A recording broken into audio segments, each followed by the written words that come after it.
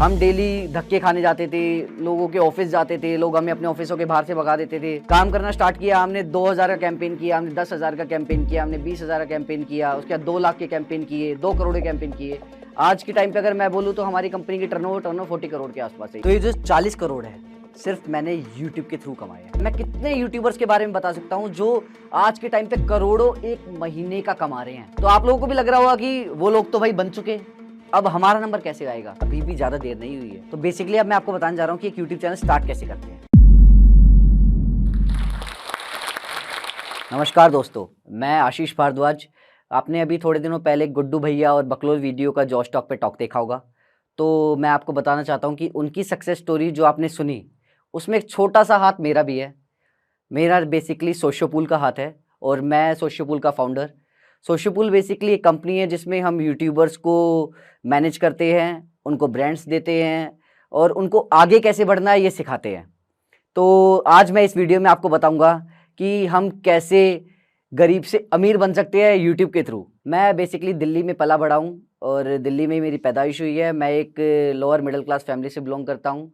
मेरे father Delhi police में थे जो अभी रिटायर हो चुके हैं। तो एक जैसे एक नॉर्मल मिडिल क्लास फैमिली का सपना होता है वैसे ही मेरी फैमिली का एक सपना था कि हमारा लड़का बड़ा हो, 12th क्रॉस करें, उसके बाद दिल्ली पुलिस में सिपाही भर्ती हो जाए, अपनी फिजिकल ट्रेनिंग करे, अपना एक नौकरी मिले और एक शादी और बच्चे हो।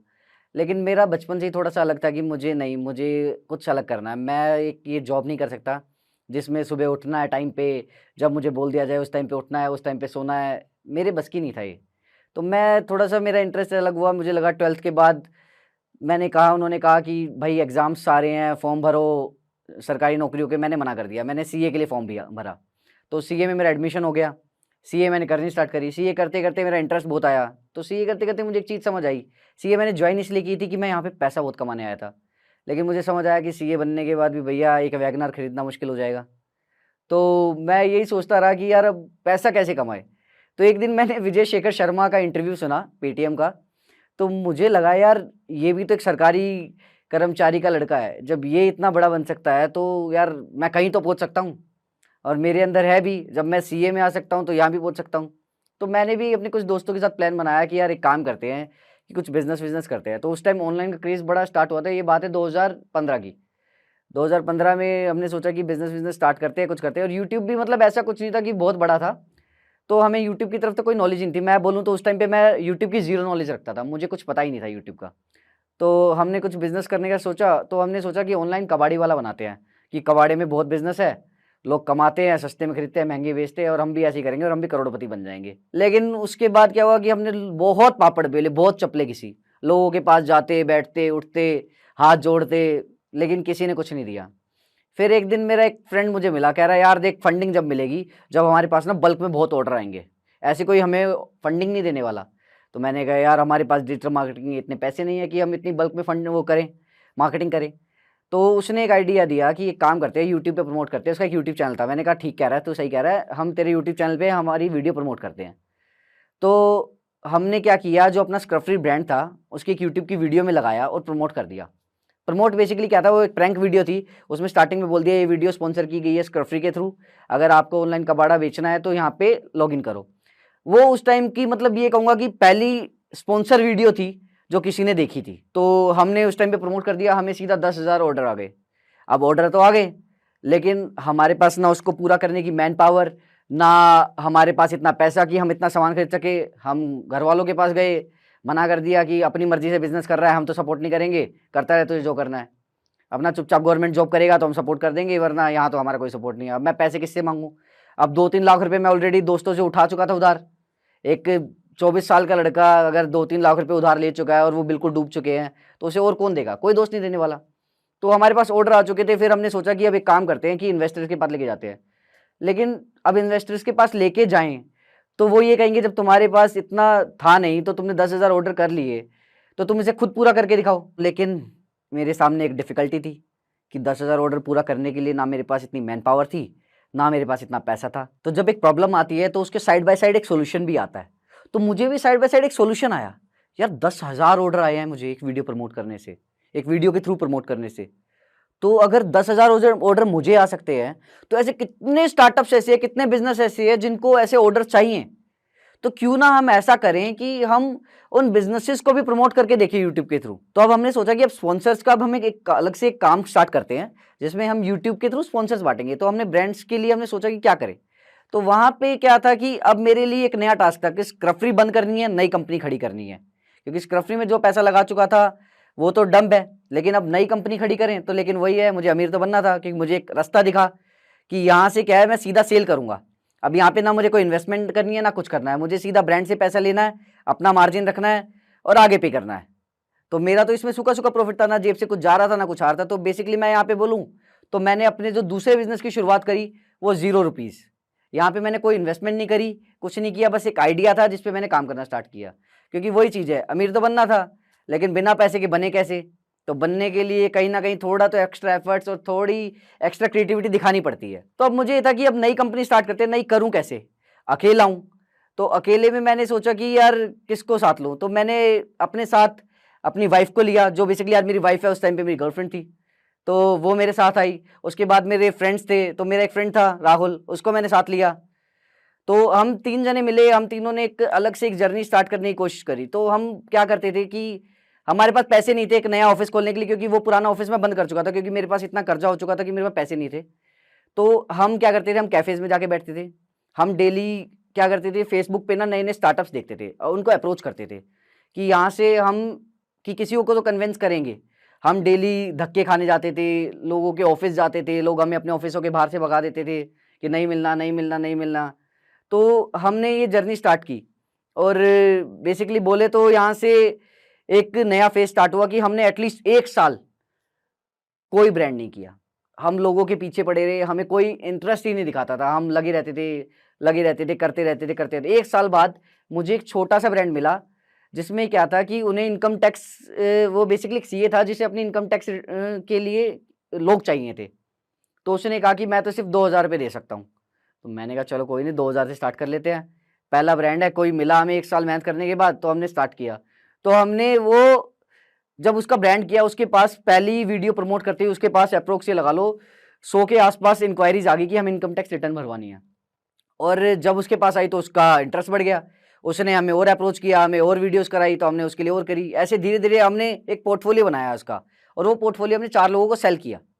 या सेल करते करते करते करते हमें क्लाइंट्स पे क्लाइंट्स मिलने शुरू हुए, हमारी वीडियोस वायरल होनी शुरू हुई, लोग हमें जानने लगे क्योंकि हमने वीडियोस पे अपना लोगो लगाना शुरू किया। फिर हमारे पास क्लाइंट्स अपने आप अप्रोच करने लगे, क्योंकि लोगों को दिखा कि ये भी एक तरीका है, कोई कर रहा है प्रमोट। क्योंकि जब तक हम स्टार्टिंग में जब लोगों के पास घूम रहे थे, तब तक कोई ऐसा था नहीं ना जो अपने आप को प्रमोट कर रहा हो यूट्यूब से। क्योंकि लोगों की एक मेंटेलिटी होती है कि कोई नहीं कर रहा तो इसका मतलब वो बेकार है। तो हमें यहाँ से एक चीज दिखी कि हमने एक पोर्टफोलियो बनाया, हमने लोगों को दिखाया कि देखो जी इनको रिजल्ट आया तो आपको भी आएगा। ये देख देख के हमारे पास और लोग आए, और लोगों से हमने काम करना स्टार्ट किया। हमने 2000 का कैंपेन किया, हमने 10,000 का कैंपेन किया, हमने 20,000 का कैंपेन किया, उसके बाद 2 लाख के कैंपेन किए, 2 करोड़ के कैंपेन किए। आज के टाइम पे अगर मैं बोलूँ तो हमारी कंपनी की टर्नओवर 40 करोड़ के आसपास है ईयरली। तो हम इतने स्पॉन्सर ईयरली कर लेते हैं। और अब ये तो रही स्पॉन्सर की बात। अब हम कैसे एक मैनेजमेंट कंपनी बने एक स्पॉन्सर कंपनी से, अब उसकी जर्नी बताता हूँ। हम स्टार्टिंग में क्या होता था कि हम यूट्यूबर्स को स्पॉन्सर्स देते थे, सिर्फ स्पॉन्सर देते थे। लेकिन हमने देखा कि यार हम तो स्पॉन्सर दे रहे हैं, कोई नई कंपनी आ रही है, उनको सीधा एग्रीमेंट में साइन कर रही है, उनको लेके जा रही है। तो यार हमें लगा कि यार ये तो बड़ा बेकार है कि हम तो उनको हेल्प कर रहे हैं ग्रो करने में, कोई भी नया बंदा आ रहा है, किसी को साइन कर रहा है, ले जा रहा है। तो हमें भी लगा कि यार हमें भी ना आर्टिस्ट मैनेज करने चाहिए। और हमें इतना आइडिया हो चुका था कि अब यूट्यूब पे चलता क्या है। अब हम आर्टिस्ट साइन किसको करें, ऑलरेडी जो मार्केट में काम कर रहे हैं कुछ ही यूट्यूबर थे, वो ऑलरेडी कोई साइन कर चुका था। तो हमने सोचा कि नहीं, हम ना जीरो से क्रिएटर खड़े करेंगे। क्योंकि जो हम जीरो से खुद क्रिएट करेंगे ना क्रिएटर्स को, वो हमारी वैल्यू करेंगे, हमारी रिस्पेक्ट करेंगे और हमारे साथ लॉन्ग टाइम जुड़े रहेंगे। तो ऐसी शुरुआत हुई बकलोल वीडियो की। बकलोल वीडियो हमें मिला, जिसको हमने बेसिकली हमें 70-80 हज़ार रुपये मिला था, जिसको हमने हेल्प करी कैसे कंटेंट बढ़ाना है, कैसे उसे आगे बढ़ना है। अगर उसको कोई लोकेशन की हेल्प चाहिए थी, हमने लोकेशन की हेल्प की, और उसको आइडियाज चाहिए थे क्या बनाना है, हमने वो आइडिया दिए। तो हमारा बेसिकली यहाँ पे क्या हुआ कि हम उनकी हर फैक्टर पे काम करने लगे। हमने क्रिएटर्स को हर साइड पे उनको हेल्प किया। तो उठाते उठाते हमने कम से कम 50 क्रिएटर उठाए, जिसमें से कुछ क्रिएटर टॉप पे चले गए, जिसमें से आज आप उनका नाम जानते हो। बकलोल वीडियो 11 मिलियन, रचित रोजा 10 मिलियन, मृदुल अभी 12 मिलियन हो चुका है। और ऐसे ही बहुत सारे यूट्यूबर है जो 4 मिलियन, 5 मिलियन, 7 मिलियन, 8 मिलियन पे है। तो हमारे पास अभी करंट में अगर मैं बात करूं तो अप्रोक्स 100 क्रिएटर्स हैं जिनको हम एक्सक्लूसिव मैनेज करते हैं, और अप्रोक्स 2000 यूट्यूबर्स हैं जिनके साथ हम स्पॉन्सरशिप कैंपेन्स करते हैं। तो आज की डेट में बेसिकली हम बात करें तो सोशियोबुल अपने आप में एजेंसीज में बहुत बड़ी एजेंसी है, क्योंकि ऐसा कोई ब्रांड नहीं है जिसके साथ हम काम नहीं करते, और ऐसा कोई क्रिएटर नहीं है जिसके साथ हमने काम नहीं किया। अगर भुवन बाम की बात करें, आशीष चंचलानी की बात करें, कैरी मिनाटी की बात करें, सबके साथ हम काम कर चुके हैं। तो हम जीरो से लेके 40 करोड़ तक पहुंच चुके हैं, और ये 40 करोड़ हमें पता है एक दिन 80 करोड़ भी होंगे, एक दिन 150 करोड़ भी होंगे, क्योंकि हमने कभी नहीं सोचा था कि हम कभी 40 करोड़ की टर्नओवर तक भी पहुंच पाएंगे एक साल में। हम पहुंचे हैं, और मैंने कहा था ना कि अमीर बनना था तो मेहनत तो करनी पड़ी, तो हमने बहुत मेहनत करी है इसके पीछे, बहुत पापड़ बेले हैं। तो ये जो 40 करोड़ है सिर्फ मैंने यूट्यूब के थ्रू कमाए हैं। तो मैं आज के टाइम पे कहना चाहता हूँ कि यूट्यूब मेरा नहीं, बहुत लोगों के लिए भगवान है, जिन्होंने लोगों को जीरो से ऊपर पहुंचाया। मैं कितने यूट्यूबर्स के बारे में बता सकता हूँ जो आज के टाइम पे करोड़ों एक महीने का कमा रहे हैं। एक महीने का 1 करोड़ रुपया, आपने कभी सोचा भी है 1 करोड़ एक महीना कितना होता है? जिंदगी में नहीं कमा सकते हम लोग, और वो ये यूट्यूबर 1 महीने में कमा रहा है। क्यों? क्योंकि उसने कुछ चीजों को अप्लाई किया, उसने वो सोचा, उसने वो किया जो आप सोच नहीं पाए। अगर आप सोच लेते तो आज आप उसकी जगह होते, क्योंकि उन्होंने कुछ अलग किया, उन्होंने अपनी फैमिली से फाइट की, जब उन्होंने भी अपना करियर स्टार्ट किया होगा ना, उनका भी मजाक उड़ाया होगा लोगों ने, उनकी फैमिलीज ने उनका मजाक उड़ाया होगा, उनके दोस्तों ने उनका मजाक उड़ाया होगा, क्या कर रहा है, क्या पागल है क्या, अबे वीडियो कैमरा लेके चल रहा है, फोटोग्राफर बनेगा क्या। लेकिन ये बात सिर्फ 4 साल पुरानी है। आज की बात करें तो यूट्यूबर्स की रिस्पेक्ट एक बॉलीवुड सेलिब्रिटी जितनी हो चुकी है। वो इतना कमाते हैं, इतना फेम है, लोग उनके फैन हैं, उनके सब्सक्राइबर्स हैं, उनको हर जगह पूछा जाता है, बॉलीवुड मूवी कोलैबोरेशंस करते हैं, मूवीज तक में जाते हैं। आपने देखा होगा कैरी अभी मूवी पहुंच गया है यार, भुवन कमर्शियल एड्स कर रहा है, आशीष कितनी सारी वेब सीरीज कर चुका है। तो यही सब चीजें हैं कि लोगों की ना अब सोच बदल चुकी है। अब यूट्यूबर्स नॉर्मल यूट्यूबर नहीं रह गए, वो एक करियर है। तो आप लोगों को भी लग रहा होगा कि वो लोग तो भाई बन चुके हैं, अब हमारा नंबर कैसे आएगा। तो मैं आपको ये बता दूं, अभी भी ज्यादा देर नहीं हुई है, क्योंकि हर बार कोई नया बंदा आता है, किसी पुराने को नीचे करता है और उससे ऊपर बढ़ जाता है। तो बेसिकली अब मैं आपको बताने जा रहा हूँ कि एक यूट्यूब चैनल स्टार्ट कैसे करते हैं। तो यूट्यूब चैनल स्टार्ट करने का मतलब ये नहीं है कि आप यूट्यूब पे गए, एक चैनल बनाया, उस पर अपना नाम लिखा, डीपी लगाई, 2 जुल्फिजुली कुछ वीडियो डाल दी, 4 दिन वीडियो डाल दी, 1 महीना वीडियो डाल दी और यूट्यूब चैनल बन गया। वो कुछ नहीं है, वो टाइम वेस्ट है। वो आप सिर्फ एक टाइम पास कर रहे हो, मजाक कर रहे हो अपने साथ भी और अपने घर वालों के साथ भी, कि बस हाँ, क्योंकि आजकल आपको पता लग गया कि यूट्यूब करियर है, घर वालों को पागल बना रहे हो कि हम तो यूट्यूबर बनने चले जी। ऐसा नहीं है। यूट्यूब में सबसे पहले आपको एक टीम बनानी पड़ेगी, क्योंकि एक चीज़ और आपको बताने वाला हूँ, यूट्यूब चैनल पैसे से नहीं बनता, ये बात आप हमेशा याद रखना। यूट्यूब चैनल ऐसी चीज़ है जो एक अंदर से निकल के आती है, क्योंकि यूट्यूबर वो होता है कि लोग आपके अंदर की क्रिएटिविटी देखना चाहते हैं। उनको अगर पैसे से ही बनना होता है, हज़ारों प्रोडक्शन हाउस बने हैं, वो यूट्यूबर बन जाते हैं। आप यूट्यूब पे देखोगे तो बड़े यूट्यूब चैनल जो है ना, वो इंडिविजुअल्स हैं, कोई प्रोडक्शन हाउसेज नहीं। प्रोडक्शन हाउसेज टीवीएफ वगैरह भी अगर उनको देखे तो उनके इतने व्यूज़ नहीं है जितने एक इंडिविजुअल के व्यूज़ है। तो इंडिविजुअल को लोग ज़्यादा पसंद करते हैं। तो इंडिविजुअल वो जितने भी बने ना, all are with zero investment, किसी ने पैसा नहीं लगाया।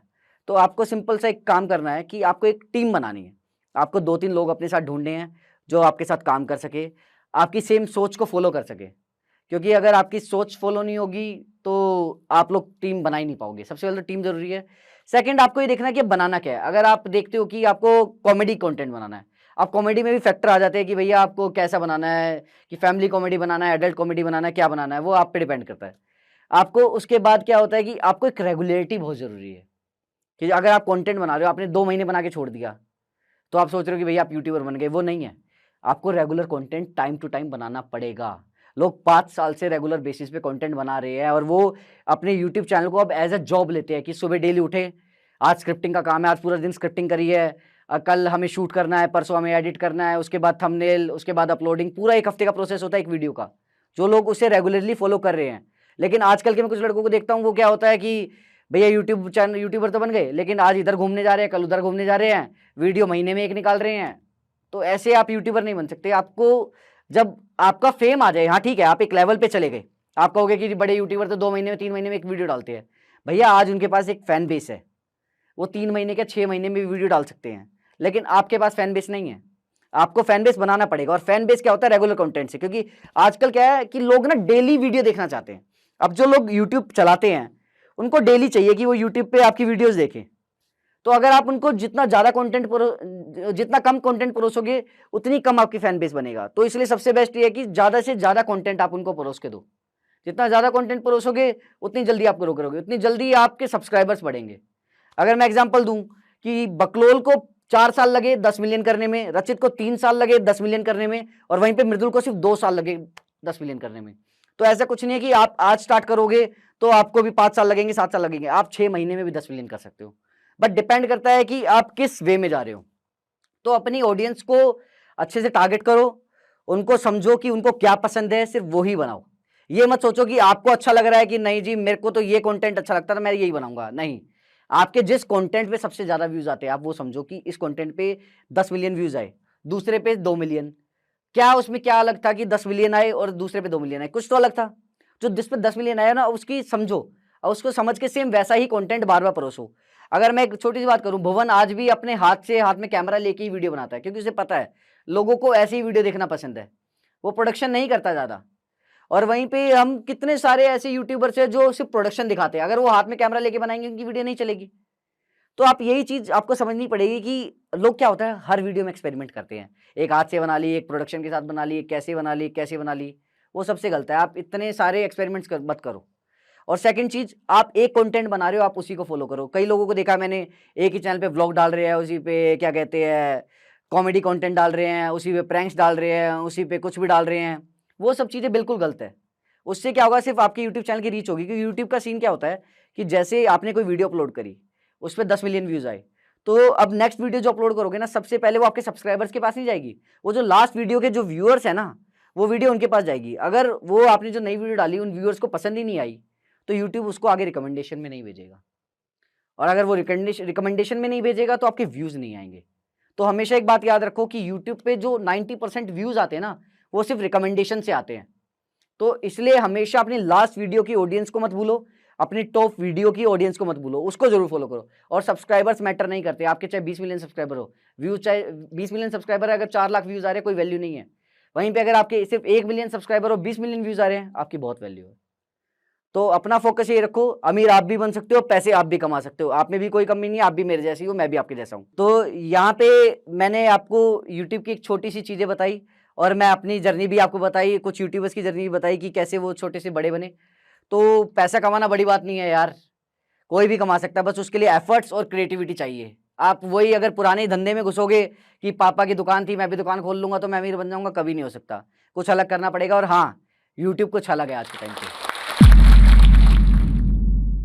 अगर ये वीडियो देखने के बाद आपको लगता है कि आपको एंटरप्रेन्योर बनने का या बड़ा बिजनेस स्टार्ट करने का रोड मैप मिल चुका है तो रुकिए। बड़ा बिजनेस स्टार्ट करने के लिए हम सबको एक स्किल का आना बहुत जरूरी है। कम्युनिकेशन एक एंटरप्रेन्योर के लिए एक ट्रम्प कार्ड की तरह होता है, और आज के हाइपर कनेक्टेड जमाने में इंग्लिश कम्युनिकेशन जैसी ग्लोबल स्किल का होना बहुत ही ज्यादा इंपॉर्टेंट है।